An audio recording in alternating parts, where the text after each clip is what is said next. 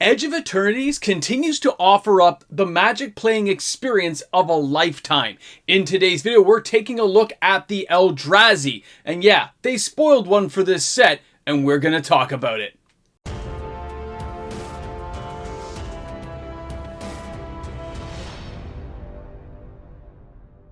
Can you imagine Wizards of the Coast sitting there, designing Edge of Eternities and saying, how can we make this set better? Well, we got the Shocklands. Shocklands are in. We're making things look good.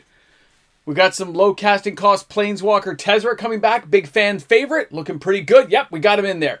What else? Well, you know, we could bring the Elzdrazi. The Elzdrazi. What a great idea. The Elzdrazi are confirmed for Edge of Eternities. We're going to talk about that today with the single spoiler card that started to make the rounds. Welcome back, everyone. MTG Moxman here, and thank you again for hanging out with me today for another video. Now, before we dive into this particular spoiler card, well, you know what? We should do that first. Then we'll talk about the Elzdrazi themselves. Let's take a look at this spoiler card. Let's get this conversation going because it's kind of crazy, right? So here we have the Anti-Causal Vestige. It's a 6 casting cost creature Elzdrazi, it's a rare, and it's a 7/5. When this creature leaves the battlefield, draw a card, and then you may put a permanent card with mana value less than or equal to the number of lands you control from your hand onto the battlefield tapped. Leaves a lot of options, doesn't it? Now, it also has something called Warp 4. You may cast this card from your hand for its warped cost. Exile this creature at the beginning of the next end step, and then you may cast it from exile on a later turn. Guys, this is a pretty amazing card already, and this is likely just the beginning. Because as we know, we don't know a lot about the set yet. We know it's in the Blind Eternities on the edge there. We know it's in the Sothra system. We've read part of the story. We know the idea of creatures in horror like we talked about the other day. And now we get to see an actual Elzdrazi card confirming what a lot of players hoped was going to happen. Now, what does this mean, though, now that we've seen this card? How is this going to carry forward in the actual financial side of Magic the Gathering? I want you to picture that for a moment. Any Elzdrazi card is now going to be maybe a possible target. By the time you've watched this video, it's already been up for hours now. People are already looking around. Speculators are already out in the market right now looking. This card represents a possible new avenue for Commander players who are hoping to expand on their Commander decks. It offers Standard players new cards to add in with cards like Ugin or Summon Behemoth, the UFO card, colorless decks, and the idea you can bring these things around, not to mention that Tezzeret himself is colorless, gives us a lot of opportunities for exploration, card and deck design, and future synergies we haven't even seen exist yet.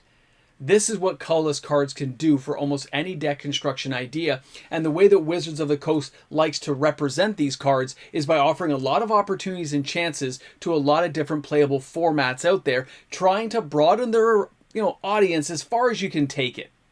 Which means Commander players are going to be probably looking at singles. Standard players are looking at play sets of 4. You're going to have Pauper, Brawl, Modern, Pioneer. There's going to be a different type of player who also may be looking at all these different variant cards. Now, we don't know if there's lots of commons or uncommons, but a lot of players are hoping there will be. We don't know if there's mythics yet, but players are salivating at the chance. And how will these other Elzdrazi be represented? Are they going to be the typical, Rise of the Elzdrazi with Annihilator, which we know probably won't come around again, but maybe there could be a variant or a different type of it based on the warp ability that we've just talked about. There may be different types and versions we haven't seen before, which could also click off on different deck ideas, or other existing Elzdrazi now may become a real hot item for later reprint. There's a lot to really delve into when you look at cards like this. Because the card itself, I think, is pretty decent, actually, for its casting cost. And that warp ability means you can get it out pretty quick if you had to. So there's a lot of options open to a player. So I can only imagine how they're going to put other cards like this together. It looks to me like the power level's kind of ramped up a bit. It looks pretty decent. Now, when I compare that against other cards, okay, we have a lot of options. And the fact that this card is actually a countermeasure against an Ugin type deck, because Ugin can't target non-colorless things, right? He has to target colored items. That this is pretty interesting that you can't use a white mana bomb, right? They're like, oh, I can't target it because it is a colorless Elzdrazi. Now, will there be other Elzdrazi that are green or red? We don't know. A blue one? Who knows? They might all remain colorless because it's in the Blind Eternities, which means the deck idea and expansion of deck ideas is going to be huge for players. The opportunity and options are going to be massive.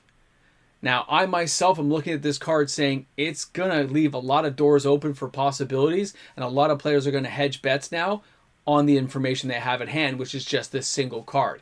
Are we going to see all kinds of boxes start to move? Play booster boxes going to start moving faster because of this? Are we going to see players maybe dive into more of the collector boxes, hoping for special variants, possible foiling differences and variations? This is where it all can lead, and it's just one of those experiences we already knew from what we saw with the different versions of like the shock lands, and we saw, you know, Tezzeret and some of the other card ideas that have kind of popped up, and even the other earlier spoilers this week.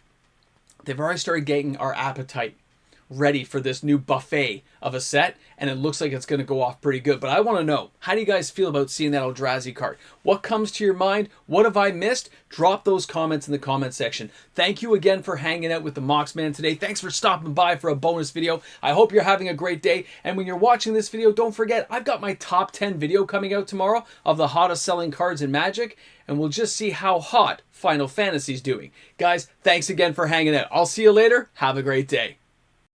Hey, here we are at the end of the video, and a big shout out to all my amazing patrons. Because of the patrons of this channel, daily uploaded content is made possible for everyone on YouTube to enjoy. So thanks again to all my supporters out there. Whether you're a patron or a YouTube membership member, it's because of you. I look forward to seeing you guys each and every day. Drop some comments, and of course, I'll see you all tomorrow with another video.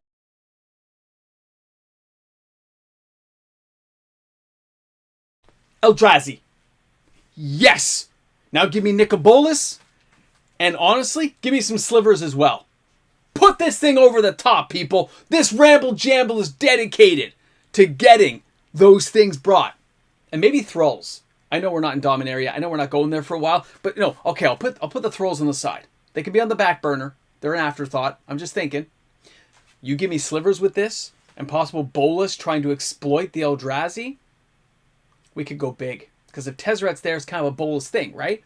We have a lot going on. I gotta see where this is going to go. Bolus merged with an Elzdrazi? I don't know. You guys let me know. Ramble Jamble!